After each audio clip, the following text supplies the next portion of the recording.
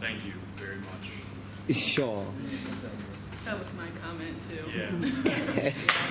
Thank you very much. So, Mr. Shingi, I wanted to give you the platform. All right. Yeah. You know, it's what a tough act to follow, really. There's anything else that I can say to add to that. But, you know, so this is a little bit unorthodox. Bear with me. I initially had a PowerPoint and some videos I was going to show. But I think we can talk a lot about vocal performance and the idea of performance in the Afro-diasporic cultures and trace it back home and link these things up. All right, so right here, right now, the right we, the right you, the right other, the right me. The answer to every question, the road sign to where we might be. It feels good when we look back. What a beautiful thing hindsight be. Scarred face, scabbed body, shirt dripping, blood and sweat drenched. Unfazed spirit, untainted faith, fist raised high, still tight clenched. Let every drop of my spiritual blood bleed deep into the soil, so it may hit the ground hard and fertilize my place of toil. Let confidence and meekness coexist. Passion never at the expense of meekness. Even our enemies will line up single file to bear witness. And when I cry, I pray no man mistake my tears for weakness, for we lick them off our face to taste the bitter taste of sweetness. And with that, may the fire that incinerates our frailties remain lit. Against the devil and man, every day we take hits. It's never implied, but it's exposed, never explained, but it's explicit, that the biggest attack is against ourselves. That's the reason why we can't quit. For if we give up on ourselves, who then is the victory? If not I, then me. If not us, then we.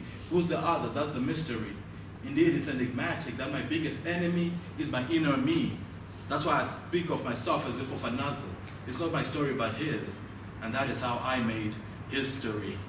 All right, so let's get started. The idea of using performance to tell stories, or the idea of using your voice in protest, is, I would argue, the most undeniably African thing. All right. If you look back at, you know, our culture, and I was making this comment yesterday, our cultures, African culture was a predominantly oral culture, right? You know, we had hieroglyphics, we had things like that, but for the most part, which is why there isn't a prevalence of written African history prior to imperial contact. So, because people privilege the idea of sharing wisdom through stories, through song, through dance, through these things, that's how we communicated, that's how we recorded our histories, that's how we shared our wisdom. And if you look, even when our brothers and sisters were ferried away to the US, the islands, and other places during the slave trade, one of the things, there's a story about, I think it's in South Carolina, where one of the first things that the masters did was to ban drums, because they did not understand what that was, you know. And again, but what they understood was how powerful this idea of communicating through music was to Africans, right? And you look back, and over the years, you know, you can draw parallels between that and what's happening.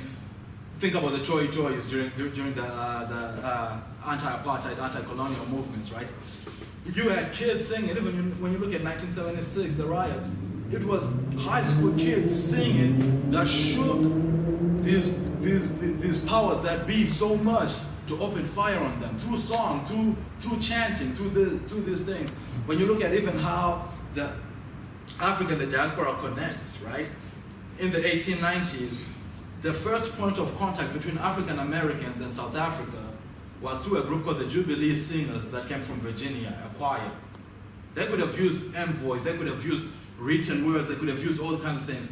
But the way they got in and created this connection initially was through song, right? You look at the rise of people like Miriam Makeba. to somebody who doesn't understand the importance of performance in African culture, it doesn't make sense that Hugh Masekela and Miriam Makeba and the likes were exiled during the apartheid movement. You'd be like, they're not politicians, they're not fighters. Why are they being exiled? You know? And just to show how important it is, Miriam Makeba, who was married to Stokely Carmichael, one of the foremost activists in the U.S. and one of the biggest Pan-Africanists, right?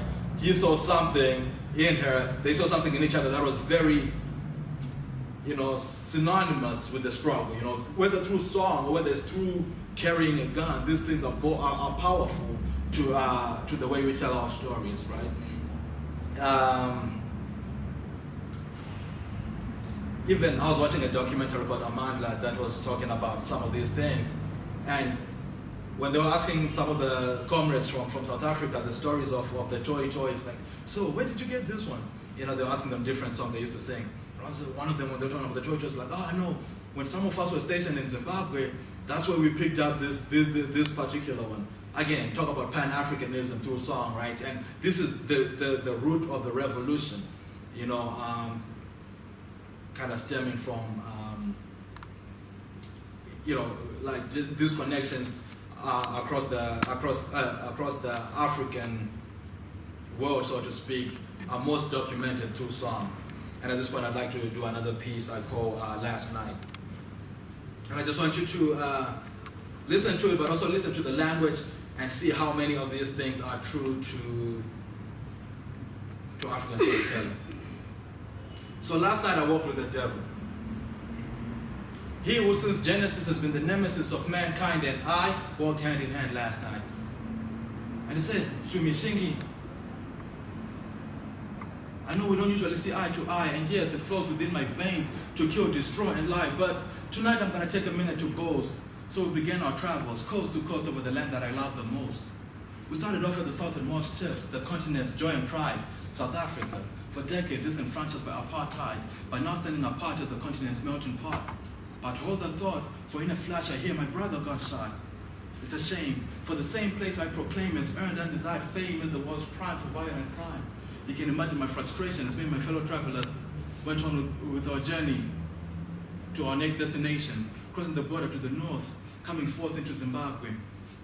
Once Africa's breadbasket, now no longer the case, now merely just a basket case, and face the fact that we gaze upon a place where inflation has risen at a world record-setting pace. And the people do their best to get through their days and enjoy, but what can we possibly tell them when 85% of them are unemployed, when they see the cause and their times are too empty to fight? You get the drift, right? Well, that's when the rest of the night, as we marched over into the beautiful Republic of the Congo to the mystifying sound of the bongos, it is hard to digest that an Eden so fine, blessed with diamonds worthy only of King Solomon's mines, has played host to the world's deadliest conflict since World War. It's like evil slugging my continent on its back, and we're down on all fours and we're crawling into Nigeria where tensions boil, brother against brother, sons of the soil, ripped onto opposite sides, ready to kill and die over oil.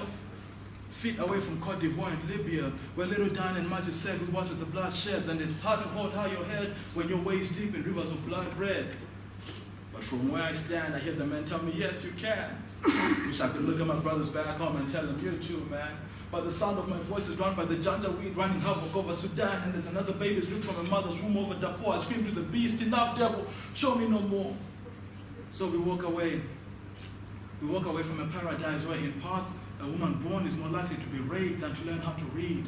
In other parts, still, child soldiers have killed dozens by the time they end their teens. And in other parts, even AIDS has reduced the average human life to less than 30 years. And I love to say I'm tough, but today I'm down on my knees. Even though I'm overseas, pledging allegiance to another land, I've been crying and praying for my sisters and my brothers and family and friends still residing in the motherland. So I get up, I face the beast, say, devil, why do we have it the worst?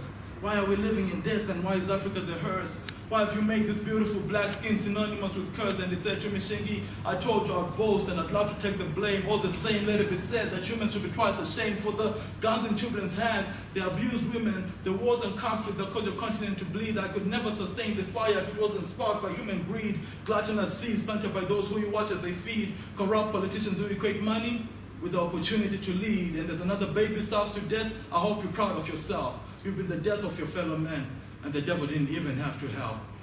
All right, so.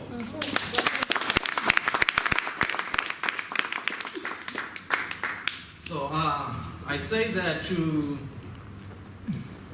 and full disclosure, I grew up in Zimbabwe and I spent the last 9 to 10 years in the US. So I've been privy to see how, when I talk about these parallels or these transnational trends, I'm speaking from a position of actually having seen these things, right? So when you look at the US, there's songs like, one that's called F the Police, right? A very famous one by NWA from the early 90s. And to people who don't understand that, they just think it's people being vulgar or people just being rowdy.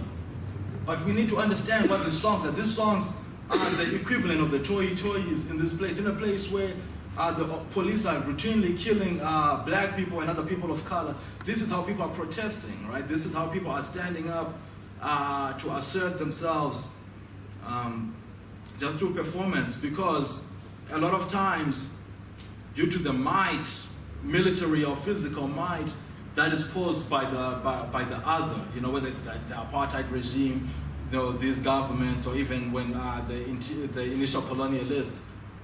If we were to take it just to the guns and to physical fighting, chances are there would be a massacre. I mean, that's, but how we shoot back is through these words that we use, through these performances, through for example, the fantastic performance that Abraham and Baba and them gave us, fantastic ways of communicating these stories in a way that is very accessible to us and that is also very cathartic.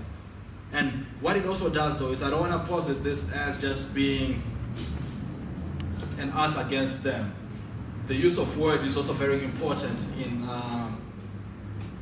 the development of our own communities, in our African communities. So it is also very important, again, going back to the message this wasn't so much saying those other people came and took our stuff. This is talking about our fighting among ourselves, right? So it is also very important that we are challenging each other. Let's not use these words to just confront the other side, or confront this other enemy that we think is the enemy, or this oppressor. Or let us also use this word to ask ourselves these questions, right? Like, what are we doing? What can we do better as a community? And I'll do this in my last piece. This one deals with an issue very close to my heart. It's probably one of the most personal pieces I've ever written, and it's called Scars of Love. She says, I'm not going anywhere. This house, this bed, this life, this is all I've known. These flowers, these children are mine to watch them grow. These tears will surely dry, so honey, don't be deceived. It'll take a lot more than slaps across the face to get me to leave. See, he's home, he's drunk again. When he's drunk, there's no restraint. Barely a shadow of the beautiful soul she loved in the past. With every punch, she gasps. Each gulp of air painful yet cherished, for it very well might be her last. And he says, you're not going anywhere. Who's gonna take you in? You're old, broken, and worthless. And I slap you around a few times. God knows you deserve it. What more do you ask for? Don't I protect you and feed you? Come on, woman, clean yourself up. Dry your eyes. You know I need you. Need you. Need you. Words more painful than the physical. Emotional yet disrespectful rhetoric perfectly weighted to manipulate even angels, leaving them blind to self-worth. She feels like an object sent for one sole purpose, to give birth. Birth. Birth. But the kids say, Mama, please don't go anywhere. You brought us into this. See us through it. Don't leave this burden on our shoulders. They surround her and hold her. Mama, please don't let this family get any colder. The dilemma. The vices and virtues of love and life unforgiving. See, she has to live, but if she lives behind her only reason for living. Dear God, God. But the church says, you're not going anywhere. You have to fight the good fight until the battle is won, and virtuous women stand by their husbands. 70 read Proverbs 31. But come on. Even the Lord himself had to bid farewell to the disciples, and Mary, when all were watched had reached the extent of human pain, he was prepared to carry scars on Monday. And the Father tells her to pull through the flame. Don't you dare disgrace our family name. Broken spirit on Tuesday, and society tells her to stay put. Tears on Wednesday, and the boss tells her to dress up. Scars don't make good business. Come on, clean that mess up. On Thursdays, the broken dreams. On Fridays, the screams. And on Saturday, They were right. She wasn't going anywhere. We found her body face down in a pool of her blood. Another casualty of domestic brutality, but even worse, a victim of a social system that ignores infliction when it is right there. Then you wonder why we as a people are not going anywhere. Thank you. So yeah, that's my presentation. If you guys have any questions, I'm here for a little bit. Yeah, let's give rounds of applause for Mr. Shingi. Yeah, so is there any question or something that you would like to ask Mr. Shingi or you want to say? Yeah, let's interact. We are together in this.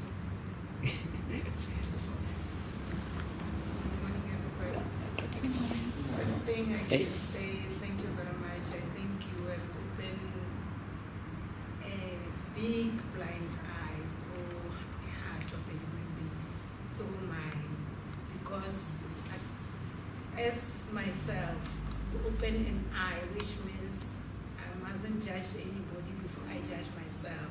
I must know myself before I know anyone. I must know how useful I am before I can see somebody doing something. So to me, you open a big eye for me to search for myself and realize who I am, what am I doing around myself, how useful I am. And then from there, it's where I can continue a journey of life.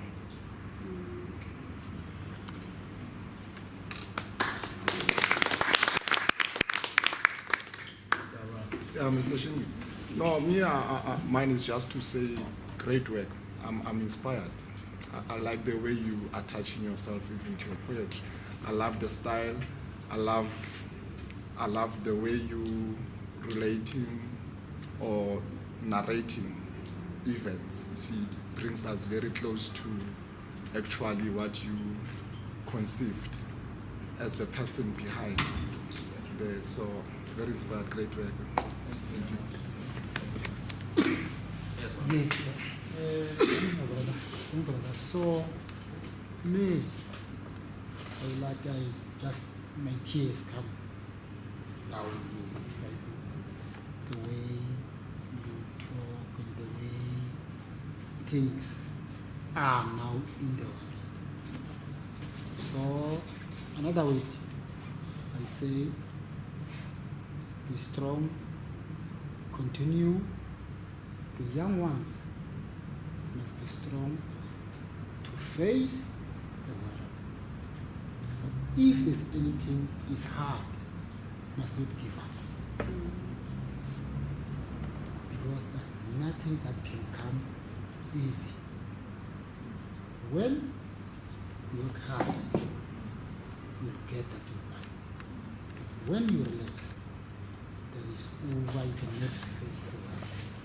So that way, I say, thank you very much. Continue to show the young ones, especially the young ones. So, thank you very much. And me, I say thank you for you to be there and to come and share it with that ways you share it with us, to give a light in Kara in our lives and be strength. We say thank you for sharing that. We are so happy. Thank you very much. Yeah. Okay, yes, For the day noted. of today, I wish Kara can use it for youth. My wish is that we've got Youth Day, which is the 16th of June. I wish it could be used for our youth so that they can be open. Because our youth, sometimes we are not experiencing program, but this one, the way it was today, I think it can be useful. Yeah, absolutely. It can be useful. I hope you can use it as well. I'm just glad. Yeah, also. Okay, I just want to establish what's your muse or the what inspires you to come up with such profound context. It's amazing that you asked me that, because I was actually thinking about this on my way here. That anytime that I am not writing, like now, I cannot see. Sometimes I look at this stuff that I write, and I cannot imagine how I could have done that. You know, it's a very, without getting too metaphysical, but it's a very spiritual thing when I write. You know, when I'm not writing, I can't. I'm like, well, what was that? You know, when I look back at these things that I've written. But you know, the muse comes from everywhere. Like I said with that last piece, that's actually somebody that's the plight of somebody who I knew very well. And sometimes it, you know, with the African pieces, maybe I'm reading the newspaper and the first 3 pages are just, this happened in Zimbabwe, this happened in South Africa, this happened in Kenya. I'm just feeling very hopeless, you know, in that moment, and feel like I have to tell that story somehow. So the muse is life, you know. It's just things that I come across, and when I'm in the space, I'm in the space, and it's something that I'm thankful all the time to have been given these words, you know, to be able to tell these stories as well. Thank you. Yeah, Mr. Shingi, we thank your time. Thank you. Thank you very much. So, Mr. Lishum, Yeah. maybe I can give the platform also for African literature on the Ghana. Platform is yours. Yeah. African literature. African. Anything about literature, storytelling, poetry, how does that work? Because we had Mr. Shingi, he said a lot. Yeah. Morning, everybody. Hey, that's very deep. African literature.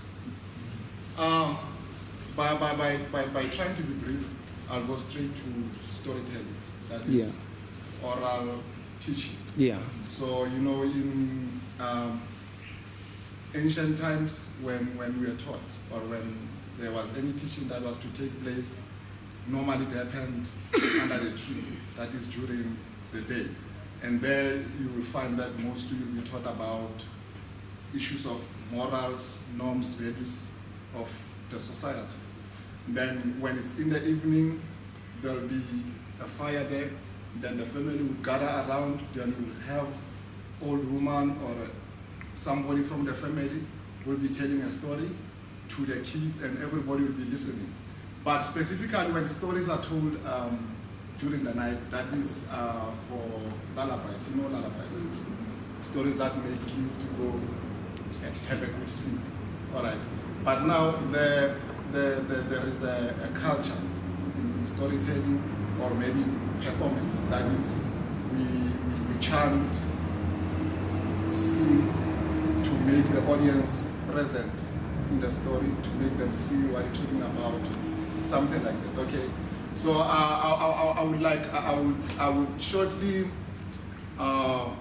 do some icebreaker kind of an exercise, whereby you prepare yourself before you tell a story. Because in our language, before you tell a story, we go like, it's like you say once upon a time. So in Sutu they go like,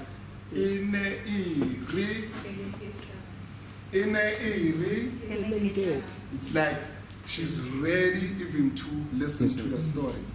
And then in Nguni, in Xhosa, we go like, where suge. Get that one? Where suge. They are ready to listen to the story. All right, are you guys ready to listen to the story? Once upon a time. So how do you respond? Once upon a time? Time. Once upon a time? Time. Long time ago. Long time ago. Long time ago. Long time ago. time, long time, long time ago, long time, long time, long time ago, long time, long time, long time ago, long time, long time, long time ago, long time ago, long time ago, long time ago.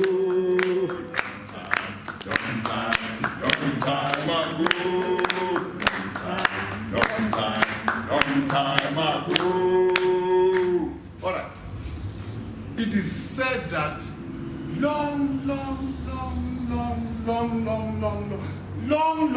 long before you and I and you and you, it is said that there was a big marathon. Hey, you know what they said? That marathon, it was called the Comrade Marathon. You know what was in stake?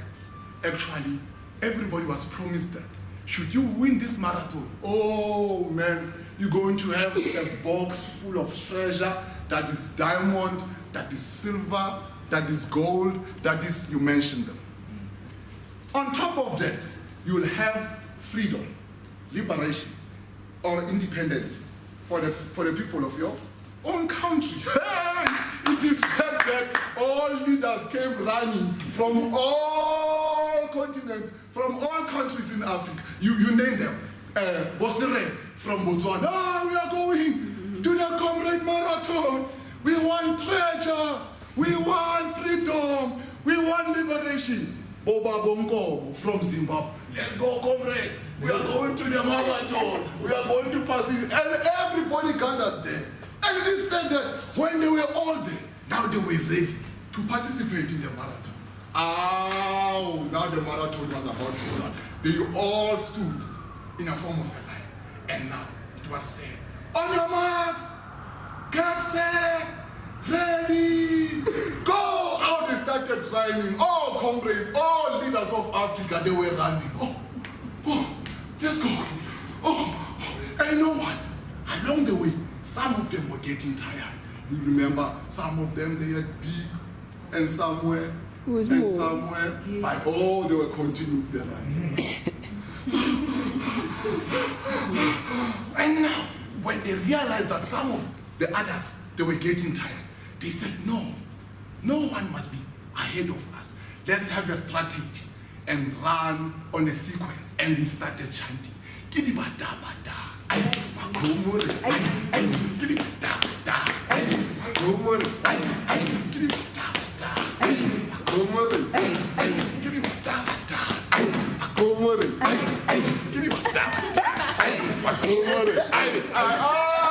was nice.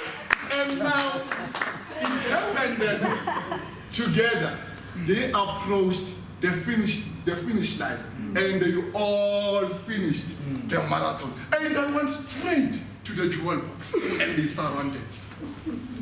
And now the organizers, they came and said, guys, what is that? What are you doing? They said, this is the spirit of Ubuntu.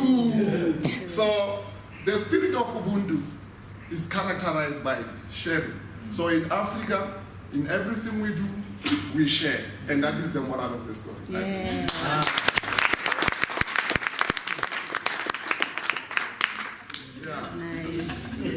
Yes. So, is there any question or trial that we can pose to Uba Union? Yeah, let's hear. Fantastic Yeah, storytelling. Fantastic yeah. storytelling. I am wondering, and I know there's places like Kara that privilege this sort of thing, but I also understand that in the bigger picture, that's a very small percentage of institutions where children or people go to learn things that are doing this kind of thing. What do you think, what is being done, or what do you think should be done to preserve, or even to bring to the forefront this type of storytelling or learning? Because I find it very powerful, right? But it's not the status quo, it's not what is typically done. What do you know is being done, or how do you feel like we can get this sort of thing in schools? And maybe I'm actually imagining if schools would come and have a storytelling competition of this nature. You have kids from different schools tell their story, and maybe the theme is Ubuntu. You know, I don't know. I don't know if you know things like that, initiatives like that are going on, or if you have any ideas for that. Yeah, no, great question, Shiva. You know, currently there's a huge challenge here in South Africa in terms of arts and culture, not necessarily storytelling. Yeah, the suppression kind of a thing, whereby even if there are necessary tools that could be used, like you say, storytelling, to teach or pass on to the other generations. You know, the thing is the support.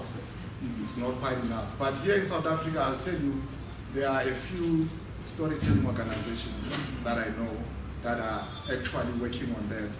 There is Zanindaba Storytellers, for which I've been a member for a couple of years. But now, currently here in Kara, we're trying to develop a program for which we're going to embark on storytelling, have storytelling performances on weekends, and we're also planning to do storytelling workshops around libraries, institutions, and also do performances in the prisons. So what I'm saying is, I think we're getting there because it's quite important. I don't know if I... No, that's actually, yeah, absolutely right. Okay. Any other thing? Another story or another question?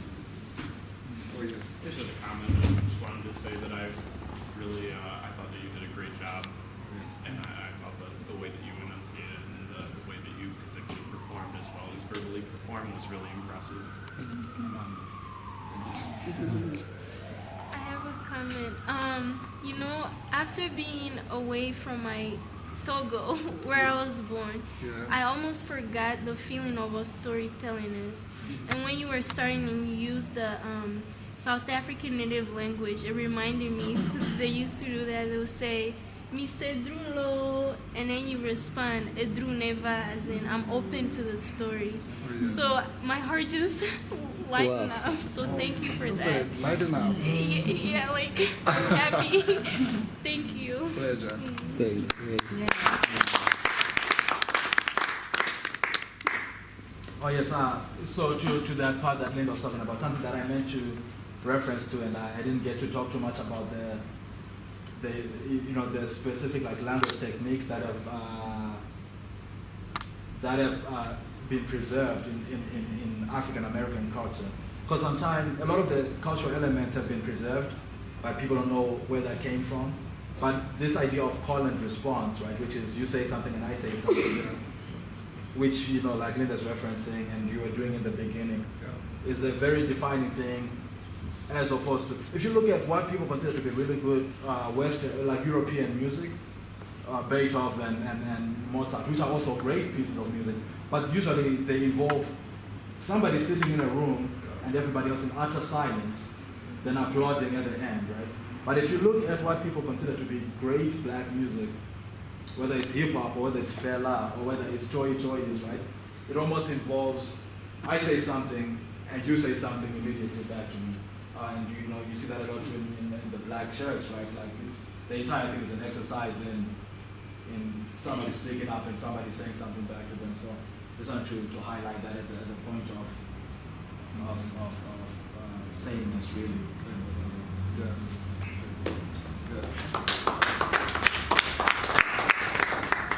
Yes. Yeah. So I wanted to give before that day. My brother, Papa? thank you very much. Come here and ask the story. So everyone, within my knowledge, men and women, everyone is a teacher. Everyone is a doctor. So people, they hide their talent inside. Inside. Yes. Our sister, our brothers, everyone. God give them everything. But people that are shy, people that don't listen to other people, show them the way. So I say, continue, you are the teacher, you are everything. Thank you. Not lie. Carry on. Thank you. No. Yeah. Quick, may I respond to the call? Yes. He says, tell us the story. Yeah. May I tell a 1 minute story? Yeah. A very 1 minute story. Where suge? Gosh. Where suge? Gosh. In a evening, Getting good. once upon a time, there was a woman. She had a little baby on her back and the back. And the baby was crying uncontrollably. And she kept comforting the baby.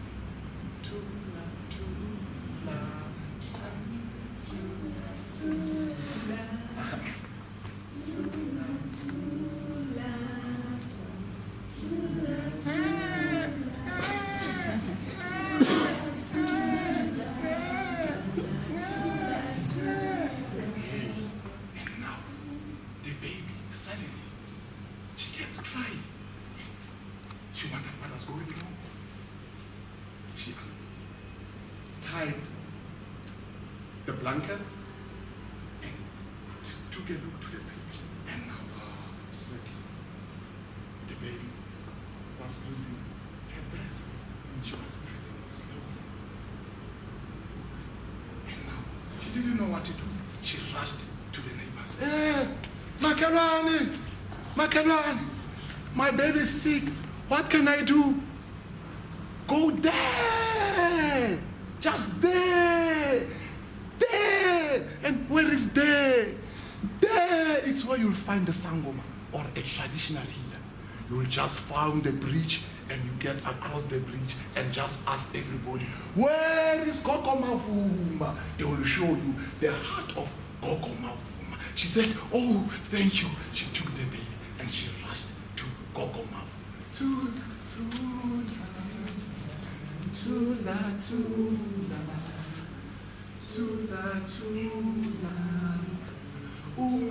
Oh, there she arrived.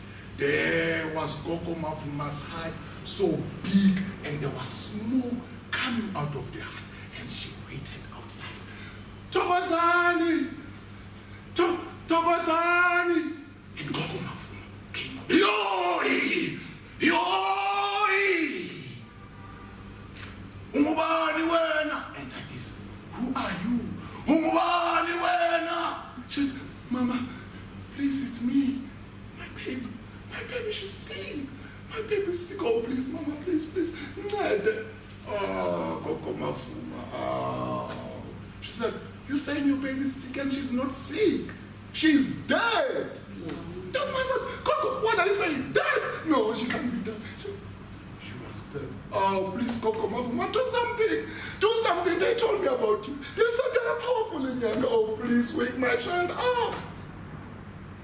Gogo Mavuma said, okay, I'll do that. But on one condition. Take the baby and bring it to me. And you, what I want you to do, you just go around here, get me sugar, get me tea. I don't have sugar in my house. I don't have tea. So how will I heal the child if I don't have sugar and I don't have tea? He said, no, don't worry. I'm coming. You want tea and sugar? I'll be back. Knock. Barney, it's me. Nana. Sanbona, good morning. May you please give me sugar? Ah, sugar. I said it's Latin car. We're not working here. Ah, okay, sorry. Go. Nana. Sanbona. Sugar. Ah, sugar. You know what happened? We just had a funeral last week, and unfortunately we can't help you. There's no sugar. There's no tea. Okay. She went all run long, all knocking this door, and she couldn't find any sugar, no tea, because everybody had their own reasons. And now she came back to Kokomafu. I can't find any tea. I can't find any sugar. But please, wake up my child. And Kokomafu said, you see, we all have our problems. So we are not the only ones who have the problem. So take your child and bury him in peace. Tula, tula, tula, tula, tula, I rest my story. Yeah, to save time, Mrs. Pewe, ngicela ukukunikeza a platform. Let's give a round of applause for Mr. Yoni. Yeah, siyabonga. Mr. Spewe is something afuna ukuyishare nathi Morning everybody. Before. Yeah, Kalibizo ngegama, my name is Piwe. I don't know why I'm called Piwe, my surname is Malusi. I don't know why my surname is Malusi. I'm just a person who doesn't know anything about myself. It's not a story, but it's something, maybe it's a question to you, but maybe it can end up being a story or maybe a motivation, I don't know. In fact, okay, before I can go any further, you know, there's a book that we are busy writing with Mr. Lishomo and Rafura, which is called Enlightened Theatre. It's about theatre, ethics, and philosophy, which is motivated and inspired by Professor Matolo Mutseka, Credo Mutua. Have you heard about Credo Mutua? And then Peter Gandhi, the author of Hermetica. It's a theatre, but more on prophecy about theatre. How do we see things before we do that? Like the way Credo Muta does his things, like he writes stories and poetry, but from his visions, and you see that. So now, I wanted to ask something. How does cards, like a deck of cards, play a role in your life? Like, do you know, like the cards? Do you associate cards with spirituality or life in general? How do you associate it? It's a question to you. Because we normally see cards maybe in the gambling boards. Somewhere there are, maybe if I can refer from Mr. Lishomo, there are spiritualists, the traditional healers who use cards. Yes, sir. Yeah, so but how, like personally, how do we associate cards with? It's a question, open question to you. Typically, well, for in the US, and you guys can correct me if I'm wrong, when you talk about like just like a deck of cards, well, there's cards that people use for spiritual purposes, Yeah. and those aren't like typically like the deck of cards. Those are like specific cards for that. Some people do that, but for us, really, it's just a social thing, I guess. Yeah, no, it's Okay. Yeah. I think my girlfriend, she always wants to play cards and I never want to play cards. Okay. So you see cards as something that is bad? No, I just find it boring. Okay. All right. If I can ask, I think everybody's going to change. We are from different religious denominations and characteral backgrounds. If I can ask, the father is from the ZCC church. Do you allow cards in the church? No. Why? We allow cards, but not to be gambled. Yeah. You just play free. Okay, or can I come with cards in the church and just play? No. But at home, they are allowed. Not in church. Yeah, not when So is there any church in here that allows cards? Yeah. Yeah, I'm Catholic, but in our parishes, there is, if you mean like the actual chapel or in the church? Inside the church. Like in the chapel, I have not seen anybody stop anybody. As long as a mass is not in session, you can use the chapel space as whatever makes you peaceful. So you could stay in the chapel and play cards if that's what brings you peace, as long as it's not during mass. Okay, you're right. Why I'm saying this, I was once enlisted as a soldier. Just joking. It's just a story about the young man who was a soldier.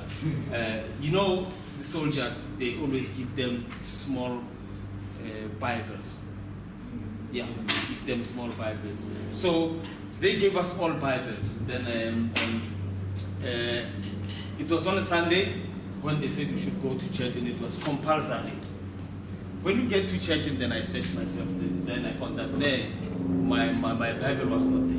I only had a deck of cards in my pocket. Yeah, and then the preacher said, everybody take out your Bibles, and then they take out their Bibles, and then I took out my cards.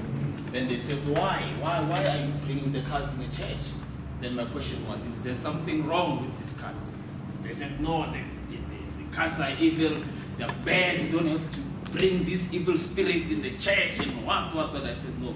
But if you have anything to say with these cards,